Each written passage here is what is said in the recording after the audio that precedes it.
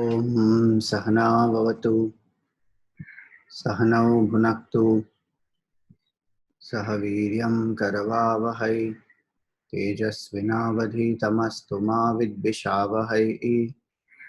ओम शांति शांति शांति। ओम सदाशिवसमारम्भां शङ्कराचार्यमध्यमाम् अस्मदाचार्यपर्यन्तां वन्दे गुरुपरम्पराम्। श्रुतिस्मृतिपुराणानाम् आलयं करुणालयं नमामि भगवत्पादं शङ्करं लोकशङ्करम्। शङ्करं शङ्कराचार्यं केशवं बादरायणं सूत्रभाष्यकृतौ वन्दे भगवन्तौ पुनः पुनः। समस्तजनकल्याणे निरतं करुणामयं नमामि चिन्मयं देवं सद्गुरुं ब्रह्मविद्वरम्। सर्ववेदान्तसिद्धान्त गोचरं तमगोचरं गोविन्दं परमानन्दं सद्गुरुं प्रणतोऽस्म्यहम्।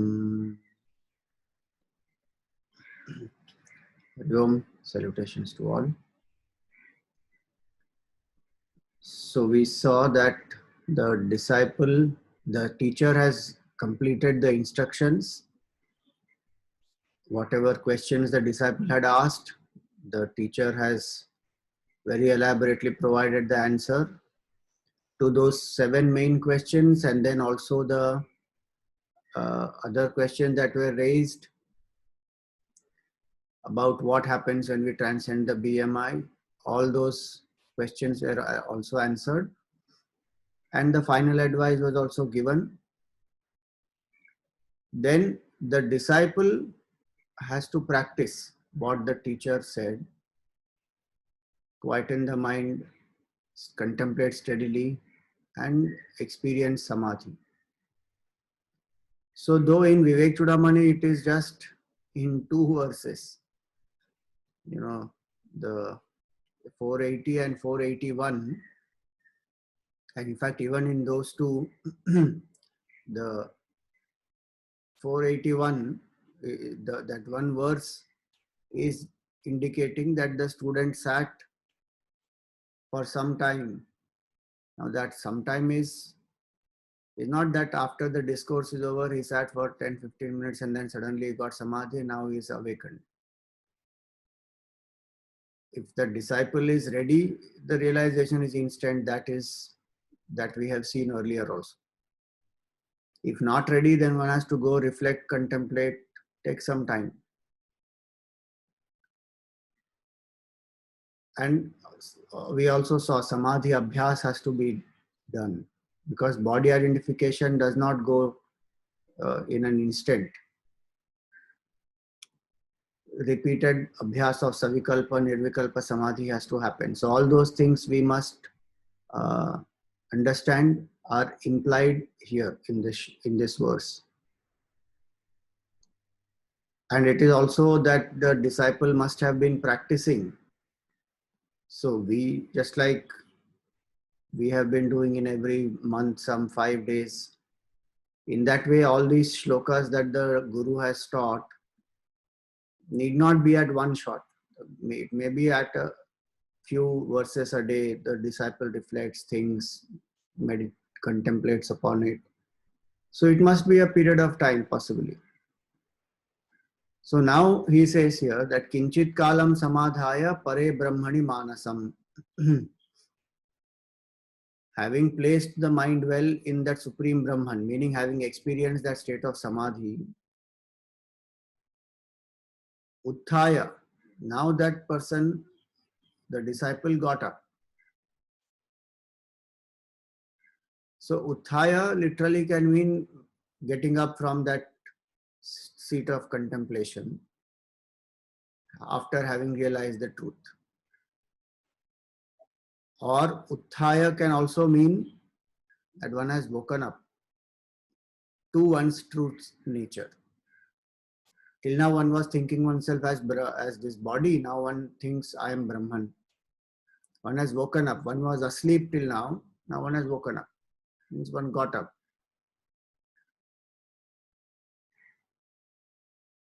Uthaya. So Uthaya Paramananda, out of this supreme bliss, the state of Samadhi,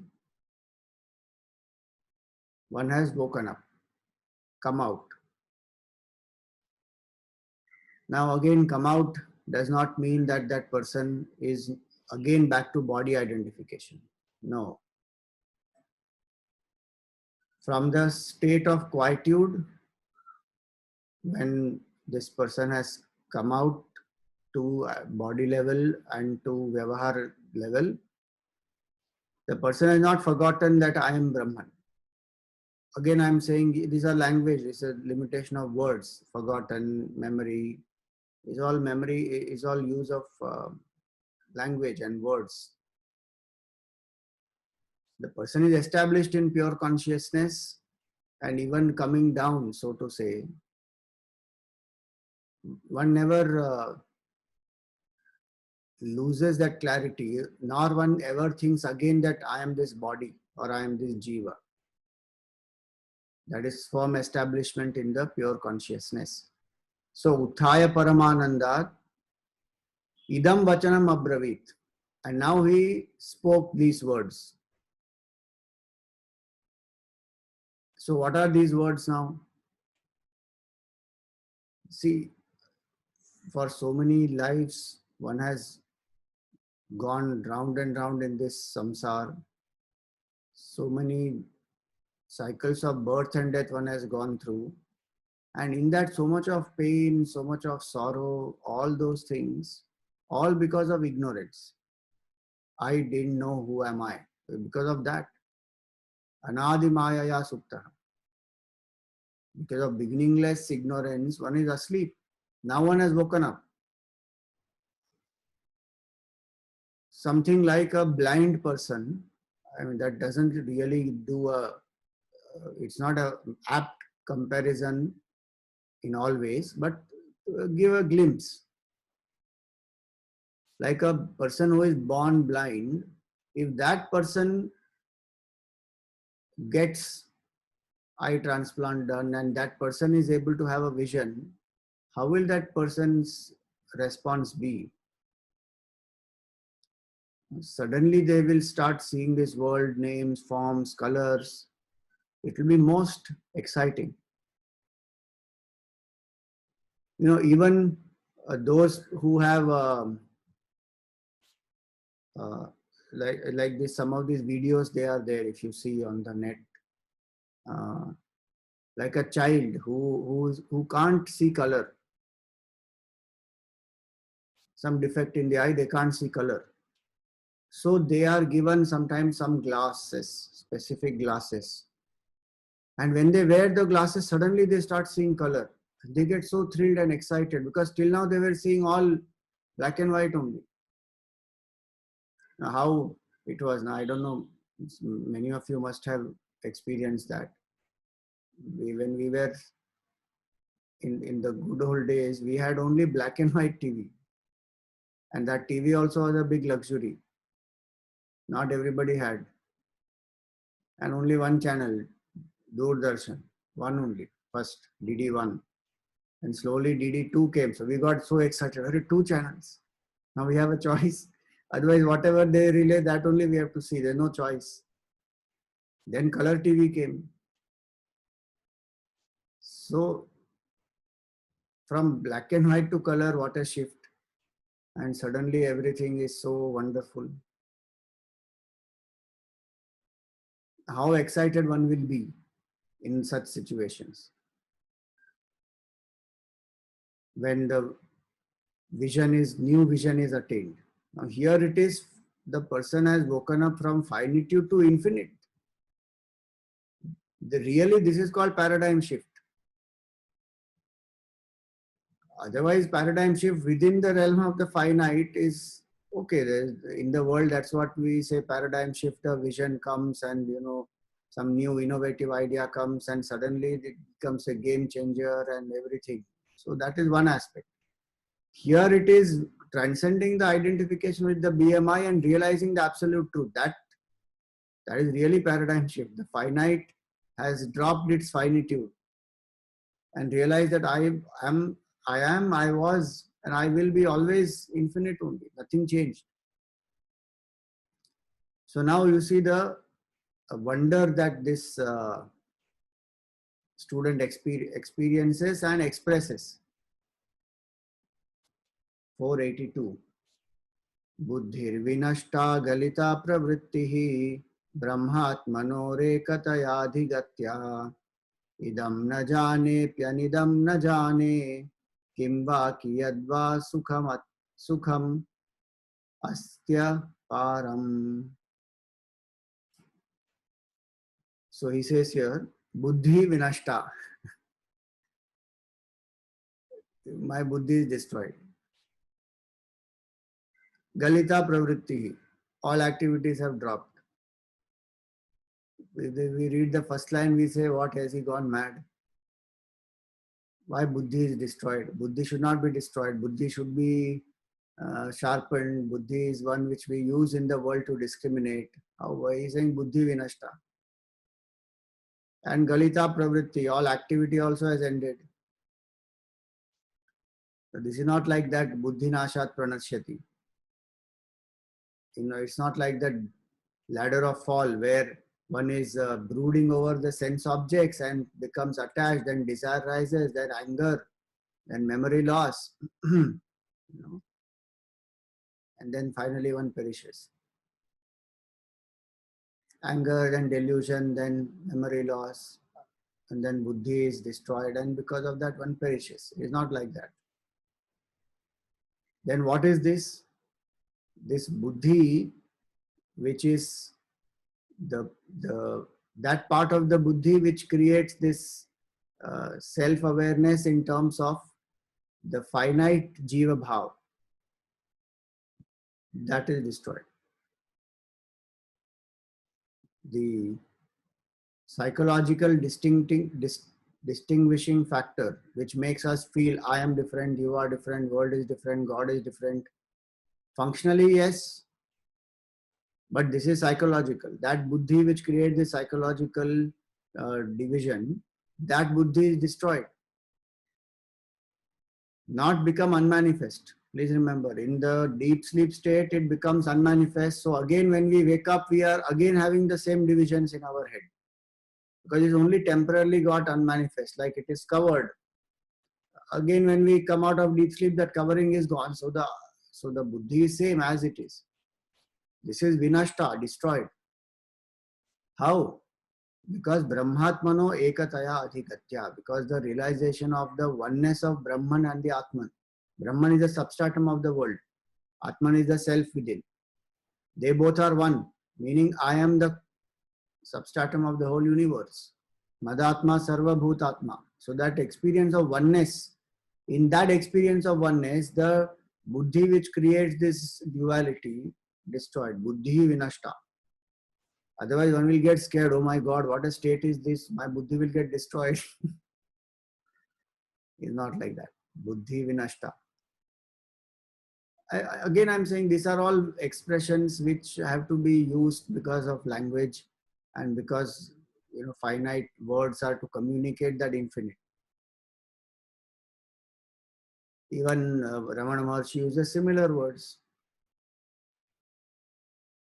when he speaks about Mano Nasha. Manolaya is the mind becoming quiet, but through that quiet mind, steady contemplation, mind is destroyed.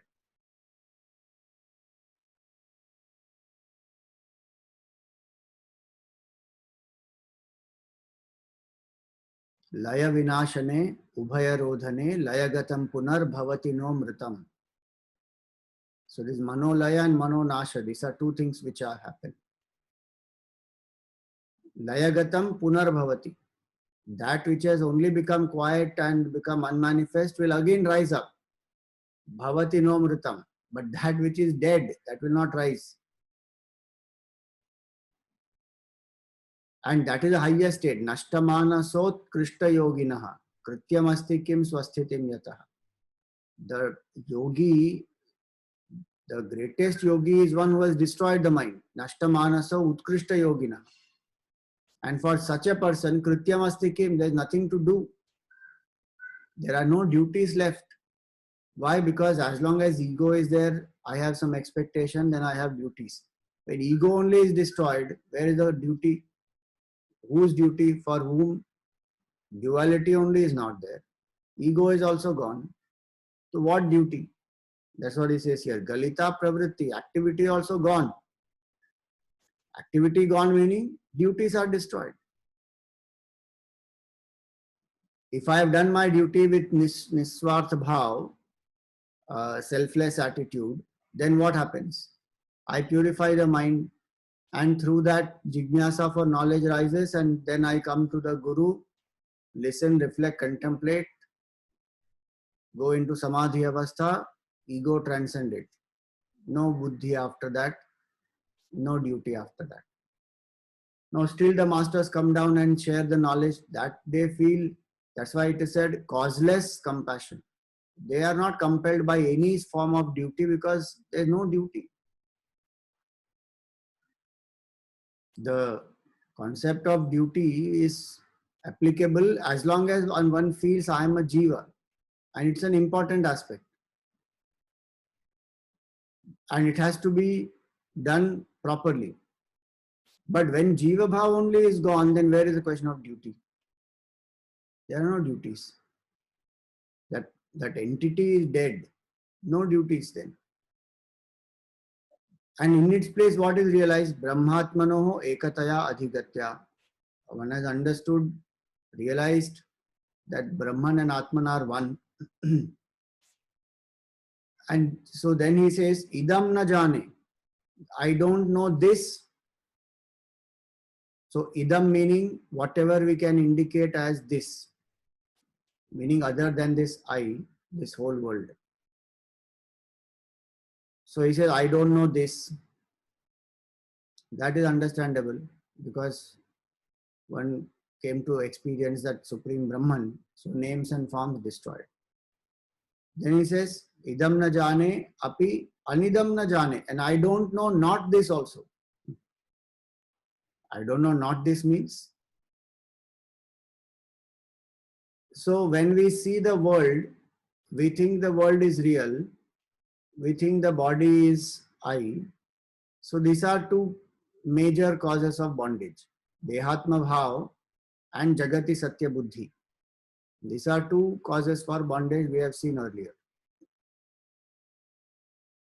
Now to get rid of this, the methodology that we use is not this, not this. Neti, neti. Withdrawing from the world and then rejecting the identification with the gross, subtle, causal body also. Not this, not this. That's a process of sadhana. So from this to not this we come, and now he is gone beyond that.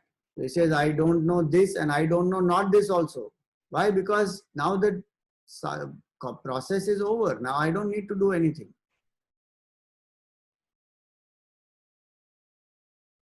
That's the unique part of this. That the sadhana culminates in this realization that I was always Brahman. Like the dreamer who has woken up. Now to wake up from the dream, that dreamer is saying, no, no, this dream world is illusion, illusion, so that the attachment to the dream world goes. And the detachment from this dream character also that entity is doing, I am not this, I am not this, I am the waker, I am not this, I am not this. Now when one has woken up, then does one have to do not this, not this? Arre, it's over. One has woken up. And one doesn't have to do anything. So this and not this, both are gone. Idam na jane, api anidam na jane. Kimva kiyadva sukham asti aparam. And he says, I don't know from where and what is the reason, but there is endless bliss. Sukham asti aparam. Not this temporary pleasure that we experience in the world. again misery comes.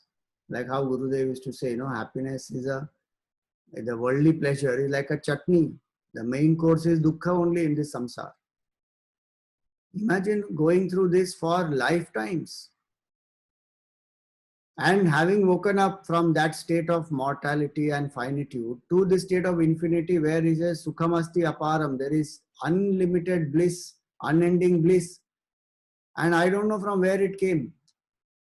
Kiyadva, kimva, what is this bliss? From where it came? No idea. What does that mean?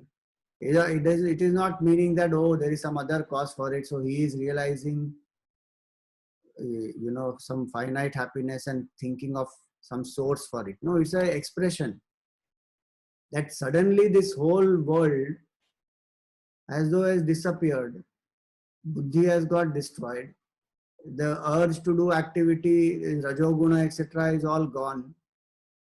Earlier there was a rajas which was making one go out and be extroverted and achieve things.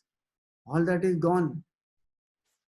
Not in tamas, not because of sleep, not because of laziness, lethargy, because one has transcended the sattva guna also. So all activities have ended. And it happened that one got merged in that Brahman. So Brahmatmana ekataya adhigatya. Brahmatmano ekataya adhigatya. So is an expression of wonder. There's only ocean of bliss. There's nothing more. Paramananda, Sukham asti aparam. Is absolute bliss which cannot be fathomed. And so he is wondering. You may say, okay, for wondering, you need a buddhi or not. It's psychological. That's why I said it's all language limitation. And then the limitation of our analysis and our thinking. Having absorbed in that state, that person actually doesn't even have words, thoughts. But it was said Utthaya came out of that state and is trying to explain that. Again, that coming out also is limitation of language. Established in that one never comes out. But we can say, yes, some prarabdha karma of the body, some explanation the Shastra will give. So this person came down to the body level and now is explaining what was that experience. It was most amazing. It was, and it is not that that person is not experiencing that now. Even now that person is experiencing that infinite bliss, but still using some language to try and convey. Now, somebody in the Narad Bhakti Sutra and other places, the example given there is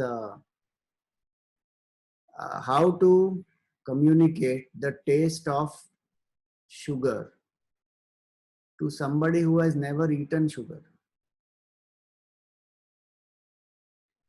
How to communicate? The person doesn't know what is sweet taste. And here is somebody who has experienced that sweetness of sugar. Now, how to communicate that? It is like what? If one says it's like sugar, that person doesn't know what is sugar.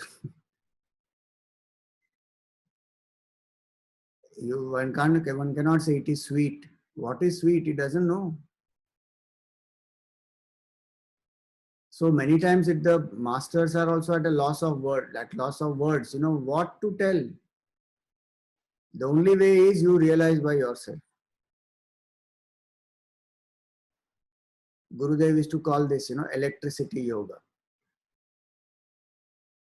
You detach the bulb from the holder, take your finger, put the finger inside that, and you will experience direct experience of electricity you will have.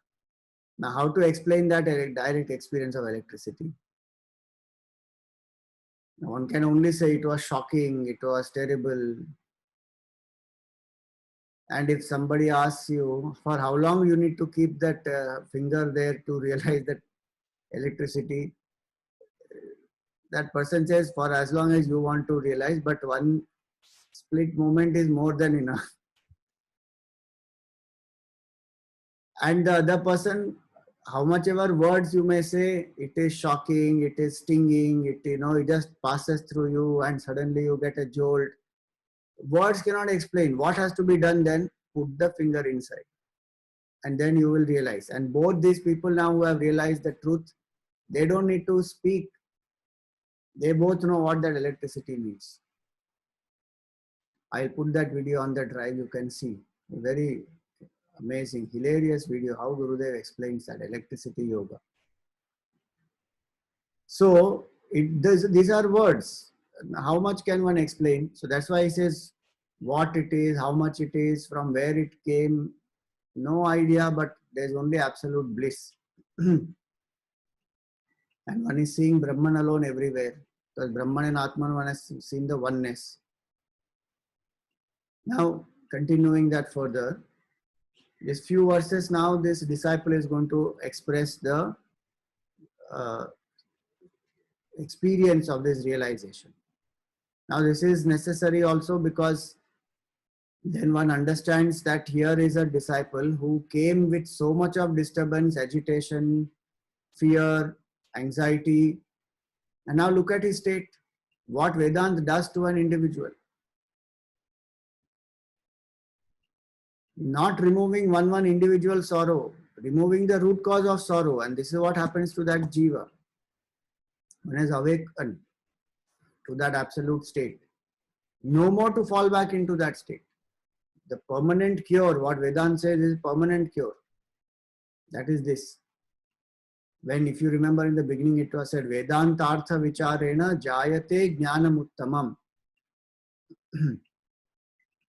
Tena atyantika samsaro dukkhanasha bhavatyanu. And by that, the root cause of the sorrow of the samsar will be destroyed instantly. Anu. This is the proof of that. Here is a disciple whose root cause is destroyed, who is reveling in that Brahman. And who can only see Brahman and who can only experience bliss. Is gone beyond the pairs of opposites, Sukha and Dukkha. Bliss is beyond both. It is not the absence of Dukkha which is Sukha. Nor is it some pleasure that one gets by some temporary enjoyment. No, that is Sukha. Some success, some appreciation. This is beyond that, both Sukha and Dukkha. This is state of bliss of Brahman. So now continuing that state, he explains further. So Gurudev has written that a change of meter here is adopted to suit the song of ecstasy. This is the song of ecstasy. Vacha vaktum ashakyameva manasa mantum na va shakyate swanandamrita pura purita para brahmambudher vaibhavam ambho rashi vishirna varshi kalisha kashila abhavam bhajan me manaha yasyam sham shalave vilinam adhuna anandatmana nirvritam. So vacha vaktum ashakyam eva. Now the disciple only is saying straight away, it is impossible to describe by speech. Manasa mantum nava shakyate. It is not possible to comprehend this through the mind also. These are Upanishadic declarations also. Yato vacho nivartante aprapya manasa saha. From where the mind and the speech return, having failed miserably. Meaning, how much can the speech explain that glory of infinite, because of which the speech is functioning? How can the speech explain the glory of that? Because of which the mind is functioning, how will mind explain the beauty of that state? Those are, the equipments are incapable of explaining anything about that state. Whatever they explain will be inadequate. but still the explanation is happening, at least to give the uh, students, the other students, a glimpse ki this is what you will experience, so strive for it. It is worth it. It is all the hard work that you put, all the self control and the single pointedness and selflessness, all that is worth it. Don't give up. It is that state.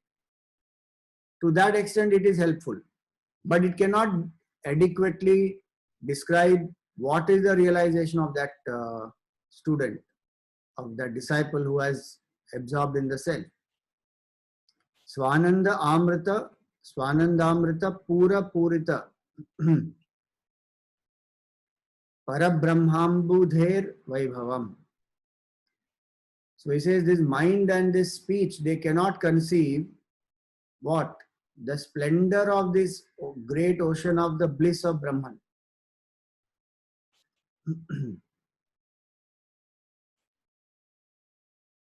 That is the next, that's Ambho Rashi is that. Ambho Rashi Vishirna, Ambho Rashi, Vishirna Varshika Shila. Just like in the ocean, Ambho Rashi, Vishirna, when it has fallen, what? Varshika Shila, hailstone. So this hailstone falls in the ocean. What will happen? Abhavam. It will dissolve, because it is water only. In a hard crystallized form is this hailstone. When it falls, soon it just melts and it loses its identity and it becomes one. There is no difference after that in the, there is no hailstone basically, it is gone, there is only water everywhere then. So that example is given here to say that our ego is very hard and crystal-like, it's like this hailstone. And when the ocean of bliss one merges into, it just dissolves. Why? Because it has actually returned to the source.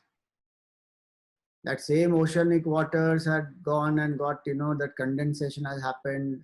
I mean, evaporation, condensation, all that happens, and then now it has become hailstone. And then it is falling. Hailstone analogy is nice actually, if you think about it.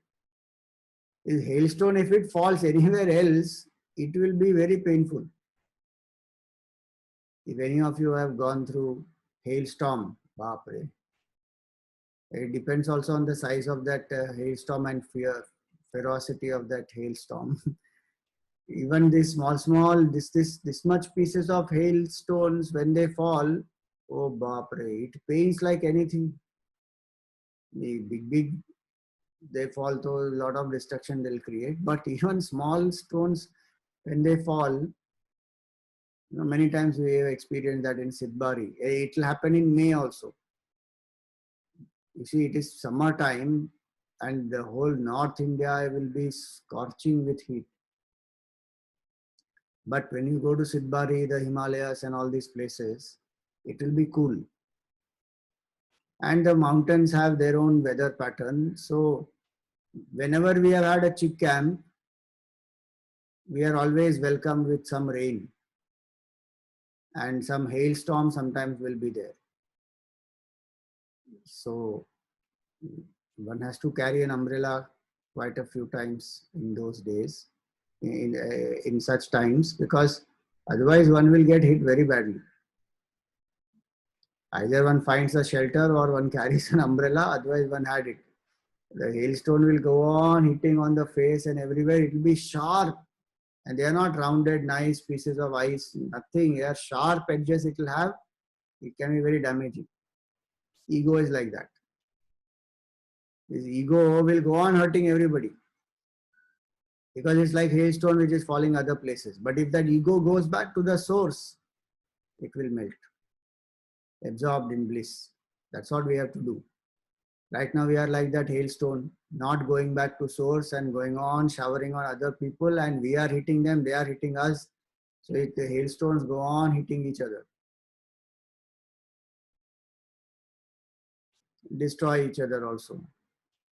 So here it is that the hailstone has gone back to the source, merged itself, dissolved.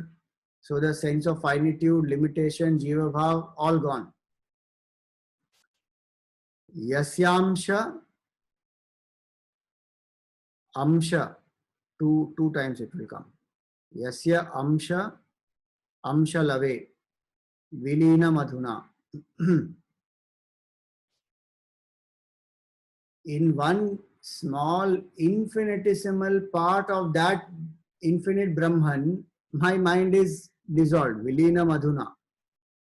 Anandatmana nirvritam. This mind of mine is very content with this bliss of Brahman. And in one small infinitesimal part of that bliss, this mind has merged. That hailstone example is perfect, no? This hailstone is small and goes into the ocean. And in the small part of the ocean, it dissolves to realize oneness with this whole infinite. The entire ocean. It is not one small hailstone, not falling in the whole ocean everywhere. It is falling in one small place in the ocean. And there it dissolves itself. To realize, oh, I am not this small little hailstone. I am that oceanic waters which are infinite with everywhere. Same way this mind loses its existence in one small part of Brahman. Now don't say, oh, Brahman doesn't have any parts, or what is this? Again, I'm saying this is language limitation. One infinitesimal part of this, when it is said, what does that mean? Contemplating on Brahman. Any word that we use to contemplate on Brahman, that word can only speak about one aspect of Brahman or not. Suppose we say Sat. Brahman is pure existence. Now that's only one aspect. And that's why Chit is added, Ananda is added, other words are added. Whichever word we use, whatever expression we may use, Chidananda Rupa Shivoham Shivoham, that is the one expression, one way to contemplate on Brahman. There are 1,000 other ways. And all those ways also are not actually to define Brahman, they are to destroy our false notions and to destroy the wrong notions about Brahman that we have. So one infinitesimal part in which this hailstone falls means that using one pointer or a few pointers, this disciple came to absorb his mind in Brahman. And now that person is reveling in the bliss of Brahman.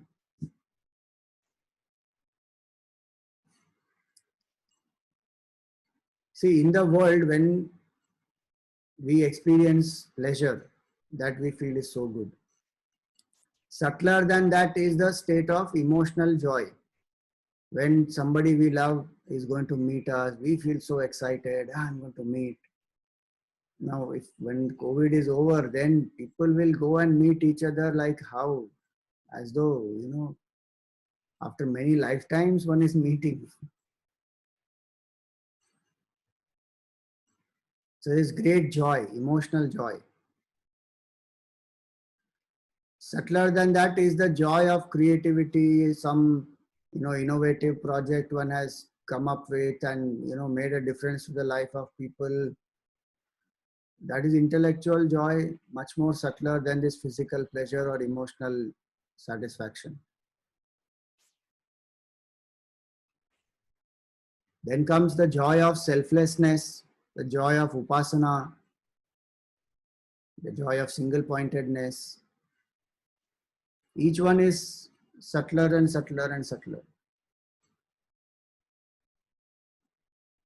But the bliss of Brahman is a cut above the rest. All these are all small, tiny little expressions of that Brahmic bliss. This itself is enough for us to keep us excited. People who say, you should live a life king size. This is king size actually. Realizing Brahman is king size. That's the best use of human life. Or live life with enthusiasm, adventure. You must have a spirit of excitement in your life every day. You should not be dull and just drag through life. Be alive. This is called being alive, really speaking. Because now one is alive to who one is truly, infinite Brahman. So a spiritual seeker who has realized the absolute is actually living life king size properly. Because he has become one with the king. He has become the king. Brahman is the king. Most excitement, most excited adventure in this world also cannot compare to Brahmic bliss. Upanishad say in the entire creation, the subtlest bliss is of Brahmaji, the creator of the whole universe. And the joy of Brahmaji is one drop in the ocean of bliss experienced by this yogi who has experienced Brahman. Now what to talk more? And still the mind doesn't want to pursue that bliss and wants to rot somewhere in some sense pleasure which are destructive also. What to teach that mind then? Leaving that Brahmic bliss, this mind is reveling in some gutter somewhere. So these verses are to make us aware, what am I missing out? People miss out some movie, some place, some food item. They feel, oh, I missed it out. Are you are missing out Brahman? Bliss of Brahman we are missing out. For what? Pani Puri Anand, Cake Anand, Pizza Anand.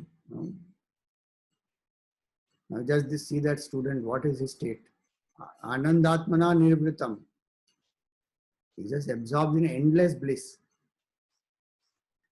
Now one more nice nice shloka comes where he's suddenly expressing his wonder in a different way. Till now also he's been expressing only, but now in a very different way he's expressing this wonder. Kvagatam kena va nitam putra linamidham jagat adhunaiva maya drishtam nasti kim mahadadbhutam. He says, this is great wonder, this is. Wonder of wonders, Mahadadbhutam. What is it? Kvagatam, where did it go? Kenava Nitam, and who took it away? Putralinam, where did this become unmanifest? What? This world. Adhunaiva Maya Drishtam, I just saw it. Nastikim, how it is gone. See, if one doesn't have proper background of all this, so many verses that we studied, if suddenly one lands up in this portion, one will think that this man of realization is gone crazy, is hallucinating. Now I don't know what to call this. This is not hallucination. This is disappearance of the world. So what is he saying? He's saying, Kvagatam, where did it go suddenly? And other must be wondering, where did it go? What is all here only? One may think this man is drunk. The drunkard will experience this. Sitting in his house, the drunkard will say, where is my house? Where is my house? Where is my house?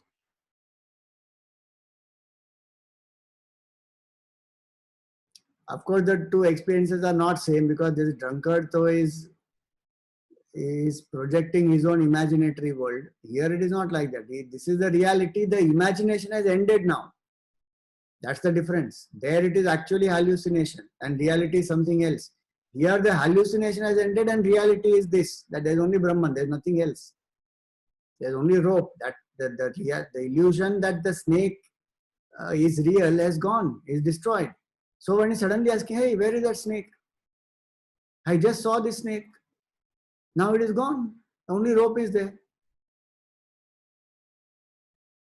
So many times it happens to us also in daily life. May not be rope and snake example, but some other things where we see something and it's something else only. And again, when we see clearly, then we say, this was this only. How did I see that earlier thing? So one wonders, where did it go?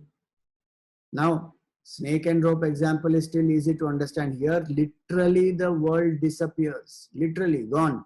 So that's why his experience is Kvagatam. Where did it go? Kenava Nitam. Somebody took it away. Who took it away? That's the expression. Don't say that, oh, then that means he didn't realize Brahman. So there's still duality and he's thinking somebody took it away.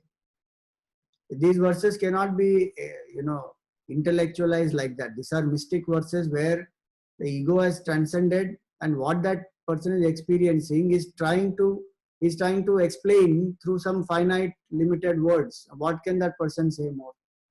We will keep finding any, if the mind is skeptic, it will keep finding some or the other flaw. Then that purpose of this whole, all these shlokas get defeated. This is the expression of wonder ki who took it away? Meaning, how did it disappear? Kvagatam kenavanitam kutralinam. In what did it go back? Merge. Idam jagat, this whole jagat which was such a cause of pain and sorrow and all kinds of insecurities because of this jagat and the people and the pressure in this world, and I have to prove myself and all that suddenly gone. And he says, Adhuna eva maya drishtam. I just saw. But now it is gone. In an instant it is gone. Does one not feel that in dream state? A whole dream world and all that, and suddenly one wakes up.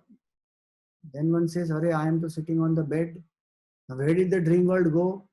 In what did it merge? Who took it away?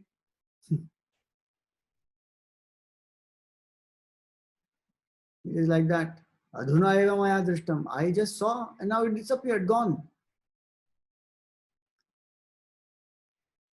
So again, this adhuna, don't say that, okay, so it was there now before. Now it disappeared means it was there before. Arey Baba, it was relatively real. Not absolutely real. That also was an appearance only, not true, illusory only. This snake appeared only as the rope. I mean, the rope appeared as the snake. And when we say snake disappeared, doesn't mean the snake was real. The rope alone was all the time. You are seeing the snake, so we say, okay, the snake went now. Or you are saying now, okay, the snake has gone, where it has gone. That doesn't give any reality to the snake.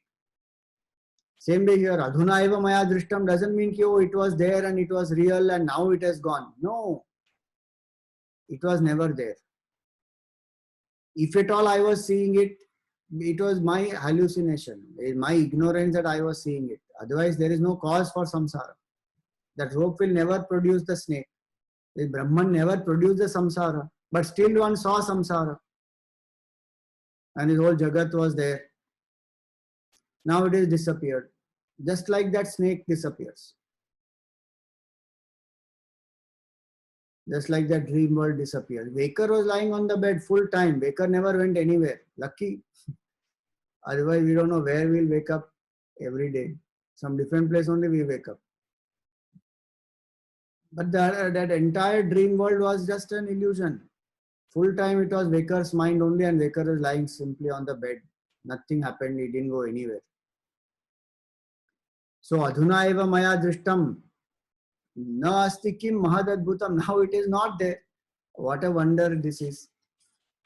See, this is also to say that the literal disappearance of the world is a reality. Because a lot of people keep thinking that, oh, this is all symbolic. The world never disappears. We only see the world as Brahman now. No, it will disappear. Definitely in Samadhi Avastha, it disappears. And one who gets established in Sahaj Samadhi, that we cannot explain that state through words. But these masters this disciple now is explaining that same thing, trying to put in words which is indescribable. That actually the world has disappeared, and now even when he is so-called identifying with the body and trying to explain, he is wondering where is the world. So now you may ask, to whom is he explaining? That world is there or not? Or it is not there for that person. That's the contradiction. That's the apparent contradiction. That he is speaking to whom? So he's still seeing Jagat and the Guru is there and then the other people are there, and to them he's saying, no, no, this is the loud reflection that he is doing. From his standpoint, that world is not there only. The speaking also is not happening, by the way. That's why I'm saying this cannot be explained in words. The only one has to realize this state. Ramana Maharshi and these great masters, whoever it is, all these masters, realized masters, they live in that transcendental state all the time.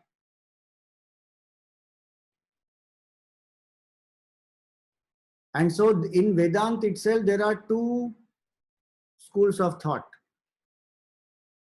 One school of thought says that Jivan Mukti, when a person has realized the truth in this life itself,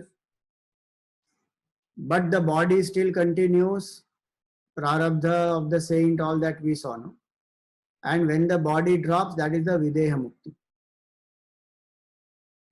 The final, the realization of that person though is completed while living. That's why it is called Jivan Mukti. But the body is still surviving, and so the Videha Mukti, when it happens, then that is the final last straw is fallen now. That is one school of thought. The second school of thought doesn't accept Videha Mukti at all. The second school of thought says nothing doing. Jivan Mukti is the final. What Videha Mukti? There is no body only after that. The world only is not there. Which body? What body? For whom? So they don't accept Jivan Mukti. And Vivek Chudamani covered both. To a point it said about Videha Mukti, yes, prarabdha for the body of the saint, etc. And after that it rejected that. Said which prarabdha, what prarabdha? There is no prarabdha. Because there is no world, no creation, nothing. So when he is saying here this state, that he is saying Adhuna eva maya drishtam. I just saw it and now it is gone. It's very hard to explain that. To whom is he saying this?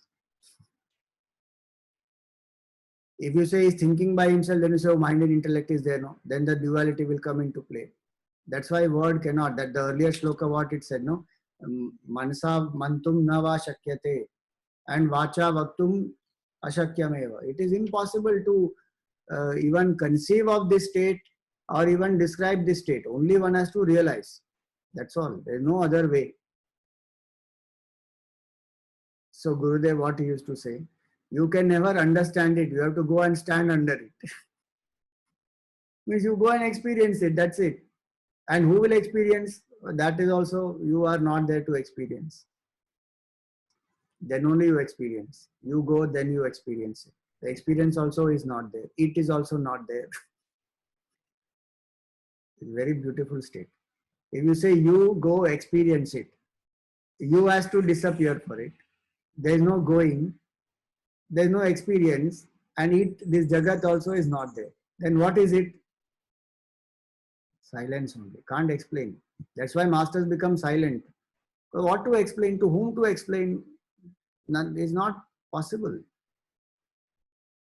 The more we try to explain, the more confusion may arise also in people who are not prepared. People who are prepared, they also may get stuck in intellectualization. Ki, is this happening? Is that happening? Just withdraw and realize there is nothing more than that. To some extent, one can, understand the process. So this is what happened. So after Shravan, then Manan, then Nididhyasan, then Savikalpa, Nirvikalpa. The process one has explained. But one has to actually apply it and then one will realize. Because how much can one explain beyond certain limit? There is no possibility of explanation. Because there is nothing else in this world like this. Experience without the experiencer and the experienced. How strange is that? Where all the three have merged. And that is being explained after coming out of that state as though. So it's impossible to explain. That's why he says Mahad Adbhutam, wonder of wonders it is.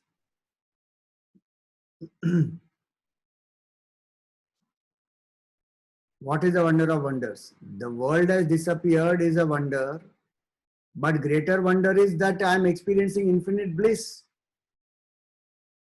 And in that state, one realized that the world never came into being only. That is the wonder of wonders. So now he says, Kim heyam kimupadeyam kimanyat kim vilakshanam akhandananda piyusha purne brahmarnave akhandananda piyusha purne brahmamaharnave. Kim heyam, what is to be rejected, what is to be acquired. Kim upadeyam, kim anyat, what is different. Vilakshanam, and which is dissimilar. Meaning all this. You remember the shloka earlier which came, aheyam anupadeyam, the self is not that which has to be rejected or to be accepted, because it is always present. What I don't have, I can acquire, and what is not conducive, I can reject. I can never reject the self because it is the true self. Aham, aham, aham will never get negated, and it cannot be acquired because it is already present all the time. So the nature of self was explained as aheyam anupadeyam. That is what is saying here. What is there to acquire, what is there to reject, these things are in the state of duality. There it was to indicate the pointers of the self so that the disciple can realize. Now here is the experience of the disciple. There is nothing to reject, there is nothing to accept or acquire because it is already present. Kimanyat kim vilakshanam, and where there is difference or dissimilarity is all one.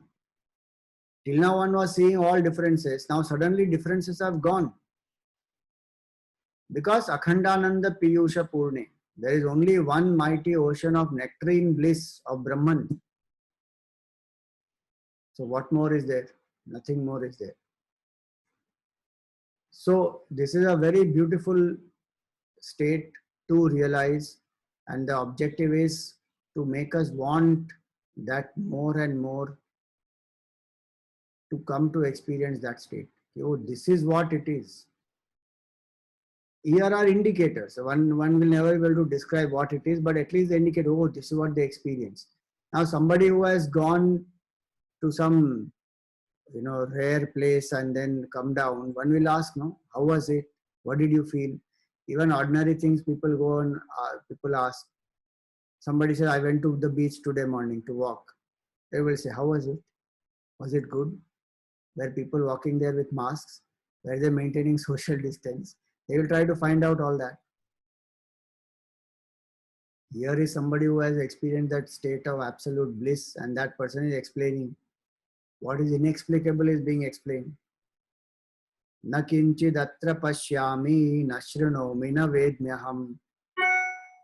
Svatmanaiva sadananda, rupena asmi vilakshanaha. Na kinchid atra pashyami, I don't see anything here. Na shrunomi, I don't hear. Na vedmi, nor do I know anything. That's why I said, if somebody comes to this portion directly, the person will feel, what a stupid state is this? This man can't even see, hear, know anything. What a dull and dumb state it is. Indescribable is that where the duality has gone.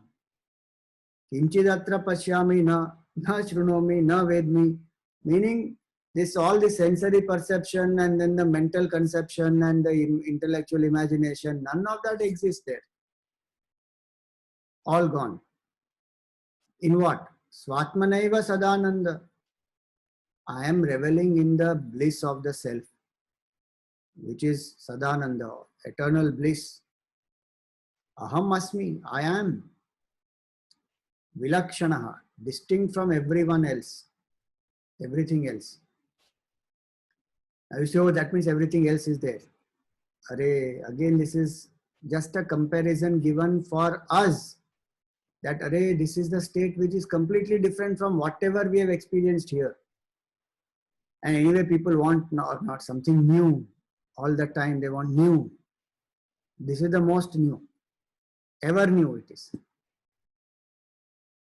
The usual finite pleasure, what one is running behind, round and round, same thing, just packaged in a different way. That's all.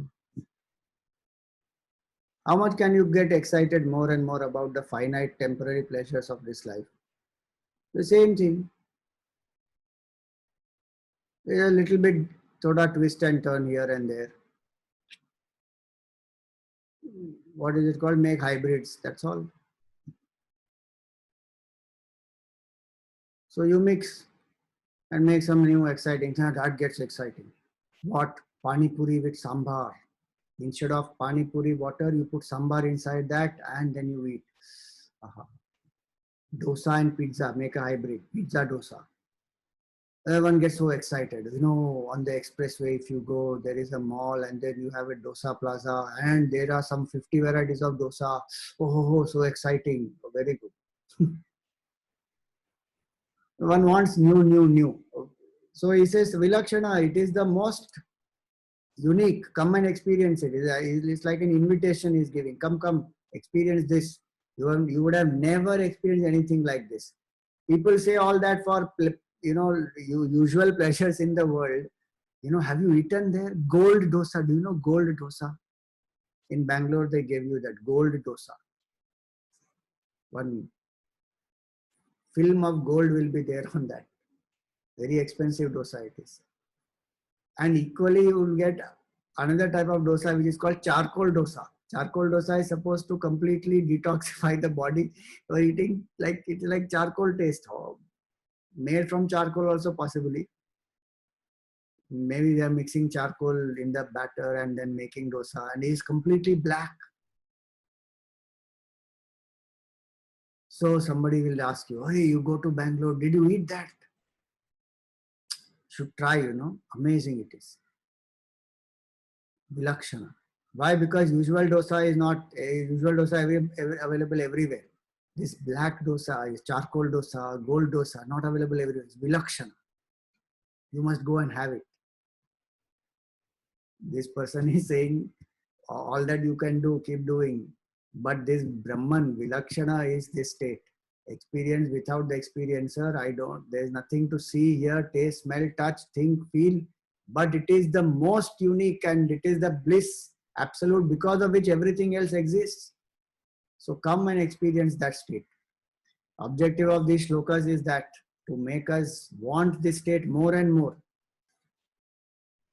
It's not a marketing gimmick in that sense, but it is the disciple on one hand is expressing the joy, and when we read about that, we feel assured that this is the state one will reach. It is meant for that also. Apart from making people want to realize, it is also an assurance for the people that what will you experience when you discover that state. Some glimpse of that, at least through words. Now just see, explaining this state only, there is so much of joy in the heart. What will be the state of that person who is realized and experiencing that? It is different. All inexplicable is the best.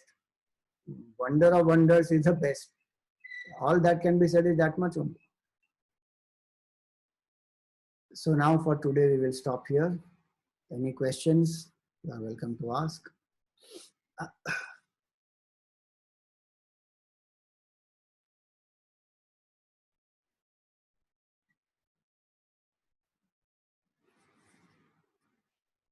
Om Purnamada Purnamidam Purnat Purnamudachyate Purnasya Purnamadaya Purnameva Vashishyate. Om Shanti Shanti Shanti. Hari Om Shri Gurubhyo Namaha. Hari Om.